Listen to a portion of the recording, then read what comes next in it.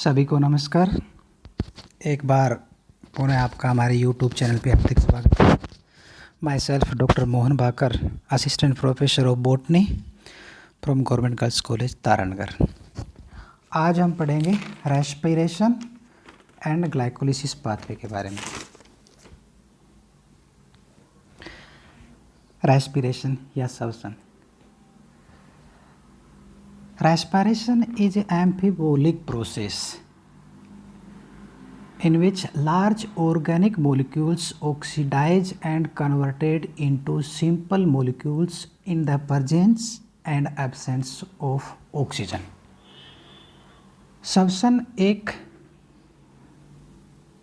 Process है जिसमें large molecule को सिंपल मॉलिक्यूल में कन्वर्ट किया जाता है और इस प्रोसेस में ऑक्सीजन इन्वॉल्व हो भी सकता है और नहीं भी हो सकता है। और लार्ज मॉलिक्यूल जब सिंपल मॉलिक्यूल में कन्वर्ट होता है तो एनर्जी रिलीज होती है, energy in the form of ATP, और एटीपी के रूप में स्टोर होती है, और एटीपी को करेंसी ऑफ द सेल्स कहते हैं।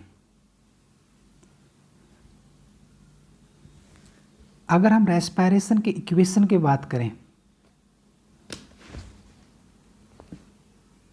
जिसमें glucose molecule C6H12O6 glucose molecule या large molecule in the presence of oxygen that convert into simple molecule 6CO2 6H2 and in the form of energy. यहाँ पर 32 ATP या 686 kilo calorie energy release होती है। हम रेस्पिरेशन की बात करें, सेल्स चाहे वो प्लांट सेल हो चाहे एनिमल सेल हो, हर सेल्स को एनर्जी की रिक्वायरमेंट होती है डेली लाइफ एक्टिविटीज़ जैसे एब्जॉर्प्शन, ट्रांसपोर्टेशन, मूवमेंट, रिप्रोडक्शन, इन सभी मेटाबॉलिक एक्टिविटी के लिए एनर्जी की रिक्वायरमेंट होती है। एनर्जी रेस्पिरेशन के थ्रू सेल में मिलती है। रेस्पिरेशन एक लार्ज ऑर्गेनिक मॉलिक्यूल को ब्रेक डाउन करता है और उनकी जो केमिकल एनर्जी होती है उस केमिकल एनर्जी को इन the form of ATP store करता है। रेस्पिरेशन की मोस्टली प्रोसेस होती है वो फोटोसिंथेसिस की प्रोसेस के जस्ट रिवर्स होती है। फोटोसिंथेसिस में क्या होता है कि 6 molecule of CO2 6 molecule of H2 in the presence of light energy and in the presence of chlorophyll glucose का फॉर्मेशन होता है। ये फोटोसिंथेसिस में होता है। यहाँ पर जो ग्लूकोज है उसका ब्रेकडाउन होता है किसमें, CO2 एंड H2 मॉलिक्यूल में। यहाँ पर एनर्जी हमें प्राप्त होती है। तो एनर्जी का एक रूल्स है कि energy can not create can not destroy. Energy को न तो उत्पन्न किया जा सकता है और ना ही नष्ट किया जा सकता है, बल्कि उसे एक रूप से दूसरे रूप में कन्वर्ट किया जा सकता है। फोटोसिंथेसिस में लाइट एनर्जी को केमिकल एनर्जी के रूप में स्टोर किया जाता है। ग्लूकोज जिसमें C6 यहाँ पे जो केमिकल बॉन्ड बनते हैं यहाँ पर लाइट एनर्जी को केमिकल एनर्जी के रूप में स्टोर किया जाता है और उसके बाद इसी एनर्जी को इन द फॉर्म ऑफ एटीपी हम रेस्पिरेशन प्रोसेस के थ्रू हम करते हैं।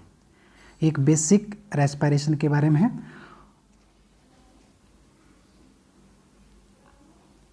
उसके बाद रेस्पिरेशन में कुछ एक क्वेश्चन पूछते हैं कि what is difference in breathing and respiration. Breathing and respiration, breathing is just exchange of gases. Breathing सिर्फ गैसों का एक्सचेंज है। एनिमल में तो गैसों का एक्सचेंज होता है, प्लांट में भी short distance exchange of gases होता है। प्लांट के अंदर स्टोमेटा और लेंटिकल्स, रंध्र और वातरंध्र के थ्रू गैसों का शॉर्ट डिस्टेंस एक्सचेंज होता है। तो ब्रीथिंग एक नॉर्मल प्रोसेस है जिसमें गैसों का एक्सचेंज होता है, और रेस्पिरेशन एक कंप्लीट मेटाबॉलिक प्रोसेस है जिसमें डिफरेंट टाइप ऑफ एंजाइम्स का इन्वॉल्व होता है और एक स्टेप बाय स्टेप प्रोसेस है, और उसके बाद इस पूरी प्रोसेस में एनर्जी का निर्माण होता है। ये डिफरेंस है ब्रीदिंग एंड रेस्पिरेशन में। इसके बाद टॉपिक है सेलुलर रेस्पिरेशन। सेलुलर रेस्पिरेशन, अगर हम रेस्पिरेशन की बात करें तो सेलुलर रेस्पिरेशन वो रेस्पिरेशन है कि respiration within a cell, हर प्लांट की हर कोशिका के में या फिर किसी भी अगर स्पीसीज का बात करें तो उसकी हर कोशिका में रेस्पिरेशन होता है। Respiration within cell, cell के अंदर रेस्पिरेशन होता है, जैसे ग्लाइकोलाइसिस साइटोप्लाज्म में होता है और क्रेब्स साइकिल माइटोकॉन्ड्रिया में होता है, ईटीएस माइटोकॉन्ड्रिया के अंदर मेम्ब्रेन में होता है। तो सेल के अंदर जो रेस्पिरेशन होता है उसको सेलुलर रेस्पिरेशन कहते हैं। ओनली आरबीसी जिसमें न्यूक्लियस नहीं होता है उनमें सेलुलर रेस्पिरेशन नहीं होता, बाकी मोस्टली सेल में सेलुलर रेस्पिरेशन होता है। इसके बाद फ्लोटिंग रेस्पिरेशन, अगर हम रेस्पिरेटरी सबस्ट्रेट के बेस पे बात करें, रेस्पिरेटरी सबस्ट्रेट या श्वसन आधार, मतलब ऐसा मॉलिक्यूल जिसका यूज हम रेस्पिरेशन में करते हैं, तो उस सबस्ट्रेट के बेस पे अगर रेस्पिरेटरी सबस्ट्रेट कार्बोहाइड्रेट है और फैट है तब इनको बोलेंगे हम फ्लोटिंग रेस्पिरेशन। अगर रेस्पिरेटरी सबस्ट्रेट प्रोटीन है तो इस प्रकार का रेस्पिरेशन प्रोटोप्लाज्मिक रेस्पिरेशन कहलाता है। रेस्पिरेशन की बेसिक बात करने के बाद हम अब देखेंगे रेस्पिरेटरी क्यूसेंट, आरक्यू, श्वसन गुणांक। आरक्यू भी बोलते हैं, श्वसन गुणांक भी बोलते हैं। तो आरक्यू क्या है? RQ, the respiratory quotient is defined as the ratio of CO2 produced during the respiration and oxygen consumed during the respiration per unit time by a organism at standard temperature and standard pressure। Respiration में volume of CO2 जितना release होता है और जितना volume of oxygen consume होता है उनका ratio श्वसन गुणांक या आरक्यू कहलाता है। और oxygen Uptake and CO2 release उनका हम मेजरमेंट गैनोंग रेस्पायरोमीटर के द्वारा करते हैं। एक क्वेश्चन पूछ लेता है कि आरक्यू का हम मेजरमेंट किससे करते हैं, तो रेस्पायरोमीटर के द्वारा हम आरक्यू को हम नापते हैं या उसका मेजरमेंट करते हैं। अब इसके बाद डिफरेंट मॉलिक्यूल का हम अगर रेस्पिरेटरी आरक्यू का हम देखें तो रेस्पिरेटरी सबस्ट्रेट के बेस पे हम आरक्यू का डिसाइड करते हैं। रेस्पिरेटरी सबस्ट्रेट अलग अलग हो सकते हैं, ग्लूकोज हो सकता है, फैट हो सकता है, प्रोटीन हो सकता है, ऑर्गेनिक एसिड हो सकता है, अलग अलग टाइप के रेस्पिरेटरी सबस्ट्रेट हो सकते हैं। तो उस आधार पे कौन से मॉलिक्यूल का आरक्यू कितना है। अगर हम ग्लूकोज की बात करें, ग्लूकोज जैसे हम नॉर्मल रेस्पिरेशन की बात है C6H12O6 ग्लूकोज, यहाँ पर 6 मॉलिक्यूल ऑफ ऑक्सीजन यहाँ पर इन्वॉल्व होते हैं, 6 मॉलिक्यूल ऑफ ऑक्सीजन इन्वॉल्व होते हैं और 6 मॉलिक्यूल ऑफ H2 रिलीज होते हैं। तो volume of CO2 release 6, volume of O2 6, 1। Glucose का आरक्यू वैल्यू या श्वसन गुणांक इकाई में होता है, एक होता है कार्बोहाइड्रेट का। अगर रेस्पिरेटरी सबस्ट्रेट के रूप में अगर हम कार्बोहाइड्रेट यूज करते हैं तो इसका आरक्यू वैल्यू हमेशा इकाई होता है। अगर किसी कार्बोहाइड्रेट का आरक्यू वैल्यू इकाई से कम है तो इसका मतलब या तो वो उसका कंप्लीट ऑक्सीडेशन नहीं हुआ है। अगर हम नॉर्मल बात करें कि अगर किसी का आरक्यू वैल्यू 1 से कम है तो इसका मतलब वो एरोबिक रेस्पिरेशन हो रहा है। अगर आरक्यू की वैल्यू 1 से अधिक है तो वहाँ पर अनएरोबिक रेस्पिरेशन होता है। अगर नॉर्मली हम प्रैक्टिकली देखें तो एक सेल का आरक्यू वैल्यू श्वसन गुणांक 1 से कम होता है। 1 से कम इसलिए होता है कि वहाँ पर रेस्पिरेटरी सबस्ट्रेट ग्लूकोज भी होता है, फैट भी होता है, प्रोटीन भी होती है, अदर मटेरियल भी होते हैं। तो इन सब का मिला के अगर हम देखें तो आरक्यू या श्वसन गुणांक का मान एवरेज 1 से कम ही आता है। फैट का श्वसन गुणांक 0.7 के आसपास होता है। फैट या यहाँ पर हम पाल्मिटिक एसिड के बारे में बताएं तो CO2 16 CO2 रिलीज होते हैं और 23 ऑक्सीजन यहाँ पर कंज्यूम होते हैं। तो the quantity of oxygen consume that is more than release of CO2, इस कंडीशन में फैट का RQ वैल्यू 0.7 के आसपास होता है। The RQ of fat may very depending on the type of fat, किस प्रकार का फैट है, किस प्रकार का फैटी एसिड है, उस पे बेस करेगा, उस पे डिपेंड करेगा कि एक फैट का RQ वैल्यू कितना होता है। अगर नॉर्मली आपसे ये पूछे कि फैट का RQ वैल्यू क्या होता है तो आपको 0.7 बताना होगा। अगर हम प्रोटीन की बात करें, प्रोटीन का RQ वैल्यू यहाँ पर एल्बुमिन का दिया है 63 CO2 एंड 77 O2, तो 0.8 प्रोटीन का RQ वैल्यू कार्बोहाइड्रेट्स की तुलना में कम होता है लेकिन फैट्स की तुलना में ज़्यादा होता है, और 0.8 से लेके 0.9 के बीच में प्रोटीन का RQ या श्वसन गुणांक होता है।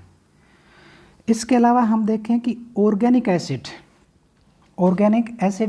या कार्बनिक अम्ल, अगर हम कार्बनिक अम्ल को हम रेस्पिरेटरी सबस्ट्रेट के रूप में यूज करें तो उनका RQ वैल्यू हमेशा 1 से अधिक होता है। अगर हम ऑक्जेलिक एसिड की बात करें, COOH2 ऑक्जेलिक एसिड की अगर हम बात करें तो उसमें O2 + 2 CO2, यहाँ 4 CO2, तो 4 CO2 1 O2, तो ऑक्जेलिक एसिड का RQ वैल्यू 4 के आसपास होता है। तो जितने भी कार्बनिक अम्ल होते हैं उनका श्वसन गुणांक 1 से अधिक होता है। क्यों होता है कि इनके अंदर ऑक्सीजन की क्वांटिटी प्रचुर मात्रा में होती है, तो उनको एनवायरनमेंट से ऑक्सीजन कम लेना पड़ता है, इसलिए ऑक्सीजन यूज की गई ऑक्सीजन की क्वांटिटी कम होती है, तभी इनका श्वसन गुणांक का मान 1 से अधिक होता है। ऑक्जेलिक एसिड का 4 होता है और मैलिक एसिड का 1.3 होता है, तो इस आधार पे ये RQ या श्वसन गुणांक वैल्यू है।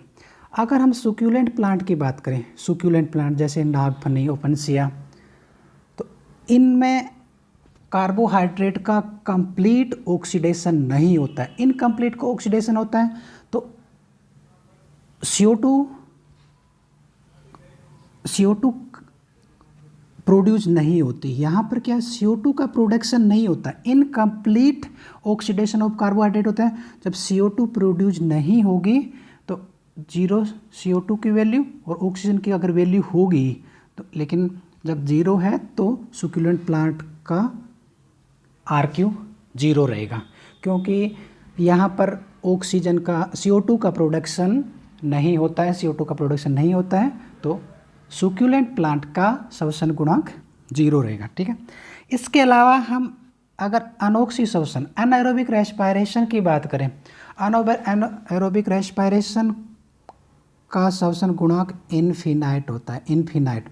इसका मतलब यहाँ पे CO2 तो निकलती है, लेकिन ऑक्सीजन जो कंज्यूम की जाती है ऑक्सीजन नहीं होती, ऑक्सीजन की प्रेजेंस नहीं होती, इसलिए अनएरोबिक रेस्पिरेशन का अगर श्वसन गुणांक हम कहें तो इनका इनफिनाइट या अनंत होता है। तो ये बात हुई श्वसन गुणांक या RQ वैल्यू की। इसके बाद हम देखें टाइप्स ऑफ रेस्पिरेशन। रेस्पिरेशन कितने टाइप का होता है? रेस्पिरेशन को 2 कैटेगरी में डिवाइड किया है, aerobic respiration and anaerobic respiration, on the base of presence of oxygen और एब्सेंस ऑफ ऑक्सीजन। अगर रेस्पिरेशन में ऑक्सीजन का यूज होता है, कंज्यूम होता है, तो एरोबिक रेस्पिरेशन, जिसको हम नॉर्मल रेस्पिरेशन बोलते हैं, एरोबिक रेस्पिरेशन को ही हम नॉर्मल रेस्पिरेशन बोलेंगे। जितना भी हम श्वसन की बात करेंगे ये नॉर्मल एरोबिक रेस्पिरेशन है। जितना हम C6H12O6 + 6 O2, ये हमने पीछे जो इक्वेशन पढ़ी है, ये सारा एरोबिक रेस्पिरेशन है। सेकेंड है अनएरोबिक रेस्पिरेशन, अनोक्सी श्वसन। एरोबिक रेस्पिरेशन में किसी प्रकार का ऑक्सीजन का इन्वॉल्वमेंट नहीं होता, इसलिए इसको अनएरोबिक रेस्पिरेशन बोलते हैं। इनमें C6H12O6 glucose molecule alcohol CO2 plus low quantity of energy में कन्वर्ट होता है। यहाँ पर glucose molecule ethyl alcohol C2H5OH plus CO2 plus 2 ATP। 2 ATP normal aerobic respiration की तुलना में बहुत कम एनर्जी का निर्माण होता है और ये एथिल एल्कोहल में कन्वर्ट होता है।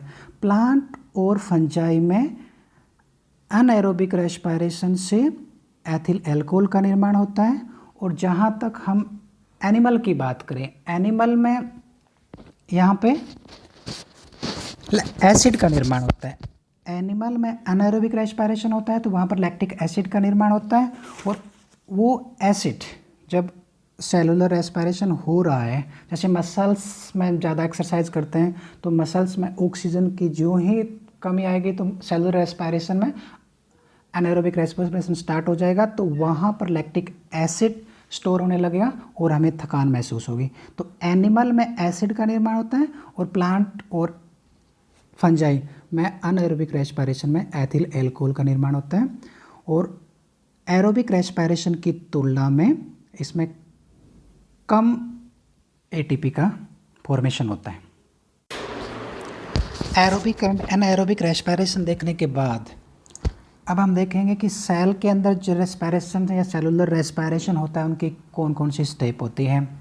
सेल के अंदर अगर हम देखते हैं तो सबसे पहले ग्लूकोज मॉलिक्यूल होता है।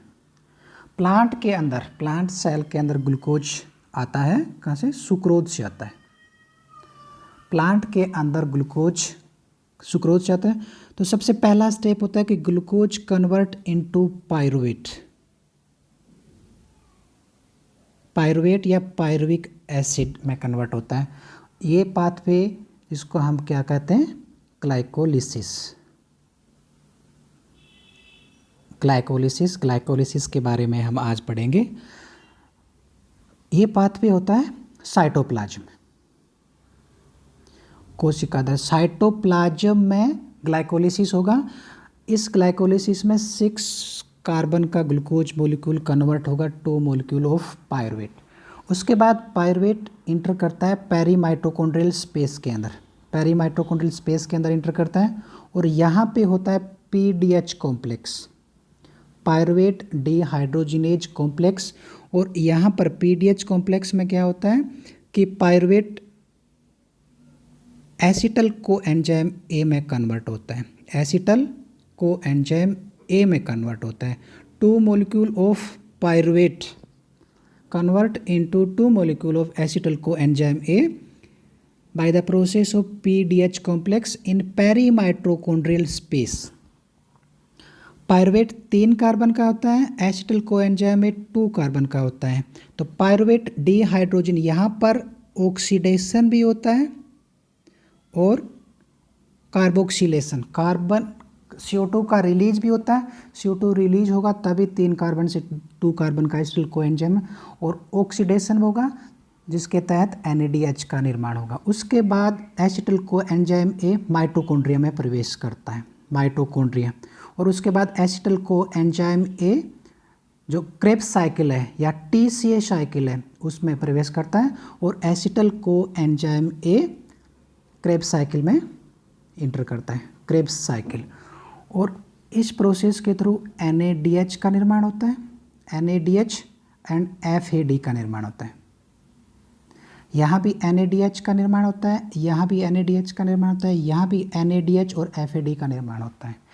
तो ये जो NADH और FAD ग्लाइकोलाइसिस, PDH कॉम्प्लेक्स और क्रेब्स साइकिल में बने हैं, ये उसके बाद इनर माइटोकॉन्ड्रियल मेम्ब्रेन या क्रिस्टी में जाके और यहाँ पर electron transport system ETS cycle चलता है और इस ETS साइकिल से NADH और FADH से ATP का फॉर्मेशन होता है जिसको ऑक्सीडेटिव फॉस्फोराइलेशन कहते हैं। तो हम यहाँ देखते हैं कि पहला स्टेप ग्लाइकोलिसिस, दूसरा स्टेप PDH कॉम्प्लेक्स, तीसरा क्रेब्स साइकिल, चौथा ETS साइकिल। ये 4 प्रोसेस हुए कंप्लीट रेस्पिरेशन के। तो आज हम सिर्फ पढ़ेंगे तो ग्लाइकोलाइसिस पहला स्टेप है, ग्लाइकोलाइसिस के बारे में पढ़ेंगे। ग्लाइकोलिसिस पाथवे, इसको EMP पाथवे भी कहते हैं। 3 साइंटिस्ट थे, एमडेम, मेयरहॉफ एंड पारनास। इस आधार पे इसको EMP pathway, Embden, Meyerhof and Parnas, इन साइंटिस्ट ने इस पाथवे को डिस्कवर किया, इसलिए इसको EMP पाथवे भी कहते हैं। साइटोसोलिक पाथवे कहते हैं क्योंकि ग्लाइकोलिसिस साइटोप्लाज्म में होता है। सेलुलर एस्पायरेशन हम देखें तो सेल के साइटोप्लाज्म होता है, किसी भी सेल ऑर्गेनेल्स के अंदर नहीं होता। माइटोकॉन्ड्रिया के अंदर क्रेब्स साइकिल और ETS होता है, और ग्लाइकोलिसिस साइटोप्लाज्म में होता है, तो इसलिए इसको साइटोसोलिक पाथवे कहते हैं। इसके अलावा इसको बोलते हैं कॉमन पाथवे। कॉमन पाथवे क्यों बोलते हैं? क्योंकि ग्लाइकोलिसिस एक कॉमन पाथवे है जो एरोबिक रेस्पायरेशन और अनएरोबिक रेस्पायरेशन, अनएरोबिक दोनों में प्रेजेंट होता है। एरोबिक में भी प्रेजेंट होता है, अनएरोबिक में भी प्रेजेंट होता है। अनएरोबिक रेस्पायरेशन में ग्लाइकोलिसिस की प्रोसेस तो होती है, लेकिन ग्लाइकोलिसिस के बाद की प्रोसेस अनएरोबिक रेस्पायरेशन में नहीं होती। तभी अनएरोबिक या अनऑक्सिडेशन, जिसको हम फर्मेंटेशन भी कहते हैं, उसमें सिर्फ और सिर्फ 2 ATP का फॉर्मेशन होता है, और ये 2 ATP during the process of glycolysis ही बनती है। तो ग्लाइकोलिसिस पाथवे एरोबिक और अनएरोबिक दोनों टाइप्स ऑफ रेस्पायरेशन में प्रेजेंट होता है। इसी आधार पे इसको बोलते हैं कॉमन पाथवे, और ग्लाइकोलाइटिक पाथवे भी बोलते हैं क्योंकि यहाँ पे ग्लूकोज का ब्रेकडाउन होता है, इसलिए इसको ग्लाइकोलाइटिक पाथवे कहते हैं। ये इनके अलग अलग नाम हैं। अब हम ग्लाइकोलाइसिस की पूरी प्रोसेस देखेंगे। ग्लाइकोलाइसिस का स्टार्ट प्रोडक्ट ग्लूकोज होता है। ग्लूकोज 6 कार्बन का मॉलिक्यूल है। अगर हम प्लांट की देखें कि प्लांट में ग्लूकोज कहाँ से आता है, तो प्लांट में ग्लूकोज डाइसैकराइड सुक्रोज से आता है, और उसके बाद ग्लूकोज हेक्सोकाइनेज एंजाइम की प्रेजेंस में और एक ATP को कंज्यूम करता है और ग्लूकोज 6 फॉस्फेट में कन्वर्ट होता है। ग्लूकोज हेक्सोकाइनेज की प्रेजेंस में और ATP को कंज्यूम करता हुआ ग्लूकोज 6 फॉस्फेट में कन्वर्ट होता है। उसके बाद glucose 6 phosphate phospho ग्लूको isomerase, glucose and fructose isomer हैं, तो आइसोमरेज एंजाइम की उपस्थिति में ग्लूकोज 6 फॉस्फेट फ्रुक्टोज 6 फॉस्फेट में कन्वर्ट हो जाता है। ग्लूकोज कन्वर्ट इनटू फ्रुक्टोज, दोनों आइसोमर है, तो आइसोमरेज एंजाइम की उपस्थिति में ये कन्वर्ट हो जाता है। उसके बाद फ्रुक्टोज 6 फॉस्फेट फोस्फोफ्रक्टोकाइनेज एंजाइम की उपस्थिति में, जिसको हम PFK भी बोलते हैं, PFK फोस्फोफ्रक्टोकाइनेज, इस एंजाइम की प्रेजेंस में और ATP को कंज्यूम करते हुए फ्रक्टोज 1,6 बिस फॉस्फेट में कन्वर्ट हो जाता है। तो 2 ATP यहाँ पे कंज्यूम होगी, एक ATP यहाँ पे ग्लूकोज 6 फॉस्फेट बनाने में, और दूसरी ATP फ्रक्टोज 6 फॉस्फेट से फ्रक्टोज 1,6 बनाने में, तो 2 ATP कंज्यूम होगी। ये स्टेप फोस्फोफ्रक्टोकाइनेज, ये ग्लाइकोलिसिस का रेट लिमिटिंग स्टेज है। Rate limiting stage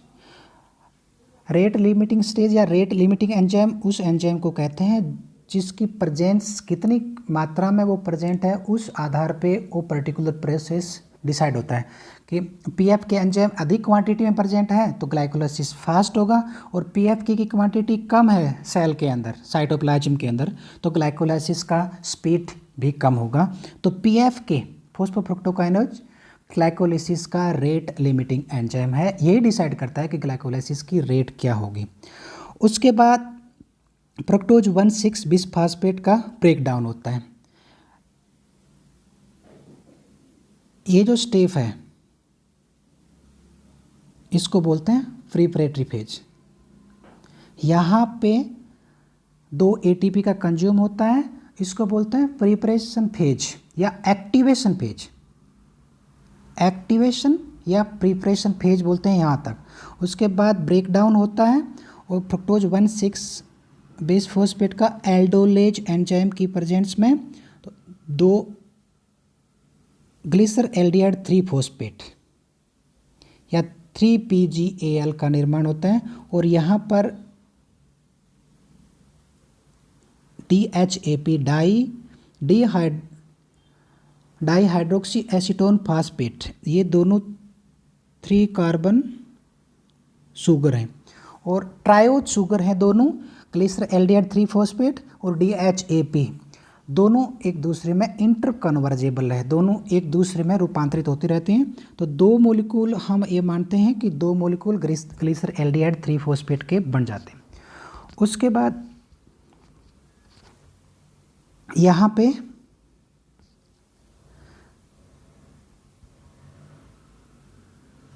ग्लिसर aldehyde 3 phosphate and DHAP दोनों इंटरकन्वर्जेबल हैं, तो फ्रक्टोज 1,6 फास्फेट जो 6 कार्बन का था, 2 मॉलिक्यूल ग्लिसर एल्डिहाइड 3 फॉस्फेट के बन गए। यहाँ पर PGAL डिहाइड्रोजिनेज एंजाइम की उपस्थिति में, डिहाइड्रोजिनेज होगा तो मतलब हाइड्रोजन निकलेगा, हाइड्रोजन निकलेगा इसका मतलब ऑक्सीडेशन हुआ है, ऑक्सीडेशन हुआ है।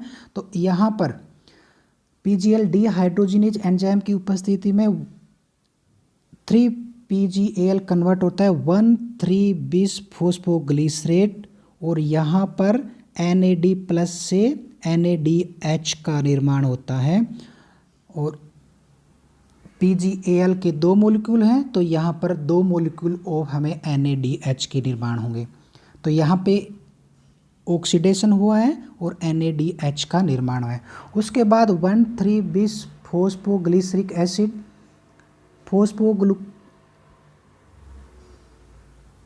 कन्वर्ट होता है 2 फॉस्फोग्लिसरिक एसिड 3PGA में, 1,3-BiPGA 3PGA में कन्वर्ट होता है और यहाँ पे ATP का फॉर्मेशन होता है।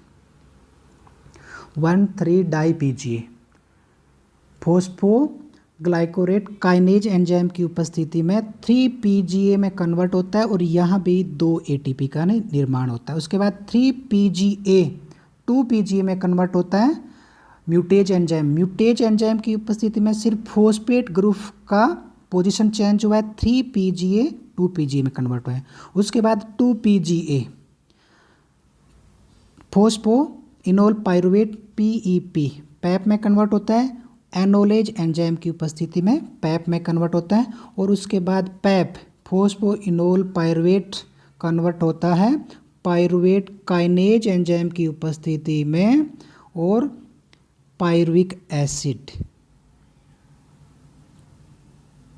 पायरुवेट या पायरुविक एसिड, यहाँ पर 2 मॉलिक्यूल बनते हैं और यहाँ पर 2 ATP भी बनते हैं।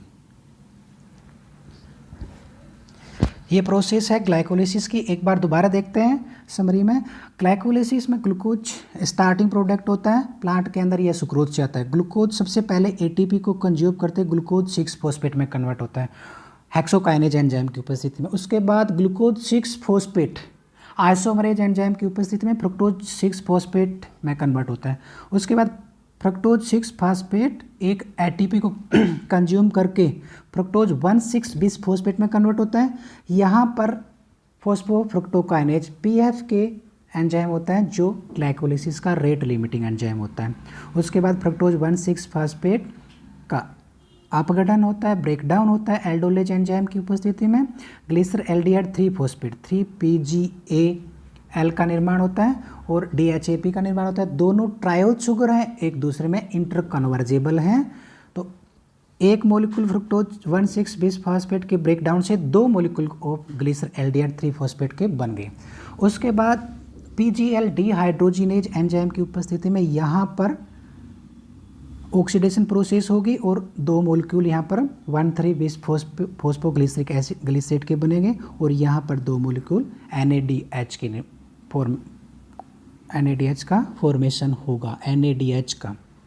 और उसके बाद 1,3-BiPGA 3PGA में कन्वर्ट होता है। यहाँ भी 2 ATP का 2 मॉलिक्यूल हैं, यहाँ के बाद 2 मॉलिक्यूल हैं तो जस्ट डबलिंग स्टेज होगी, 2 NADH बनेंगे, 2 ATP बनेंगे, 2 ATP बनेंगे। तो 1,3-BiPGA 3 PGA में कन्वर्ट होगा। 3 PGA म्यूटेज एंजाइम की उपस्थिति में 2 PGA उसके बाद पैप में फोस्फोइनोल पायरुवेट में, और जो लास्ट स्टेज है फोस्फोइनोल पायरुवेट PEP, वो पायरुविक एसिड या पायरुवेट में कन्वर्ट होता है, और यहाँ पे पायरुवेट काइनेज एंजाइम प्रेजेंट होता है, इंपॉर्टेंट है। Mg+ एज ए कोफैक्टर भी होता है यहाँ पे Mg+, और यहाँ पे 2 ATP का फॉर्मेशन होता है। तो कंप्लीट ग्लाइकोलाइसिस स्टेप में ग्लूकोज जो 6 कार्बन का था स्टार्टिंग प्रोडक्ट, वो पायरुवेट एंड प्रोडक्ट में कन्वर्ट हो गया। अब हम देखेंगे कि ग्लाइकोलाइसिस का नेट गेन ऑफ ग्लाइकोलाइसिस क्या है। तो ग्लाइकोलाइसिस का पहला जो प्रिपरेशन फेज था, ये जो प्रिपरेशन फेज था, और सेकंड ये जो पे ऑफ फेज है, जहाँ पर हमें, या क्लीवेज फेज या पे ऑफ फेज, जहाँ पर हमें ATP या NADH2 फॉर्म हुए। तो नेट गेन हम देखते हैं कि 2 ATP कंज्यूम हुए ग्लाइकोलाइसिस प्रोसेस में। 2 ATP कंज्यूम है। सबसे पहले ग्लूकोज से ग्लूकोज 6 फॉस्फेट, उसके बाद fructose 6 phosphate, fructose 1,6 phosphate, 2 ATP consume होते हैं, और ग्लाइकोलाइसिस की कंप्लीट स्टेज में 4 ATP बनते हैं। 2 ATP 1,3 डाई PGA जब 3 PGA में कन्वर्ट होता है, वहाँ पे 2 ATP बनते हैं। और लास्ट स्टेप जिसमें फोस्फोइनोल पैप पायरुविक एसिड या पायरुवेट में कन्वर्ट होता है, वहाँ पे 2 ATP बनते हैं। तो टोटल 4 ATP बनते हैं, 2 ATP कंज्यूम होते हैं। तो नेट गेन हम माने तो 2 ATP क्या है, ग्लाइकोलाइसिस का नेट गेन है। इसके अलावा 2 NADH का फॉर्मेशन होता है। तो NADH ETS साइकिल में प्रवेश करेगा, तो एक NADH से 2.5 ATP का निर्माण होगा, तो 2 NADH से 5 ATP का निर्माण होगा। तो 5 ATP NADH से बन जाएगी, और 2 ATP ये, तो टोटल अगर हम माने तो 7 ATP ग्लाइकोलाइसिस का नेट प्रोडक्ट। तो ये ओवरव्यू हुआ कंप्लीट ग्लाइकोलाइसिस के बारे में। जो ग्लाइकोलाइसिस पाथवे है, जिसको EMP पाथवे भी बोलते हैं, साइटोसोलिक पाथवे भी बोलते हैं, और कॉमन पाथवे भी बोलते हैं, ये एरोबिक हो या अनएरोबिक हो, सभी में प्रेजेंट होता है, और साइटोप्लाज्म में होता है। और इस प्रोसेस में ग्लूकोज का एक molecule complete breakdown of 2 molecule of pyruvic acid या पायरुवेट में कन्वर्ट होता है। तो हमें 2 ATP मिलते हैं, 2 NADH मिलते हैं, 2 पायरुविक एसिड या पायरुवेट मिलते हैं, और टोटल अगर हम करें तो नेट गेन 7 ATP होता है ग्लाइकोलाइसिस का। Thank you.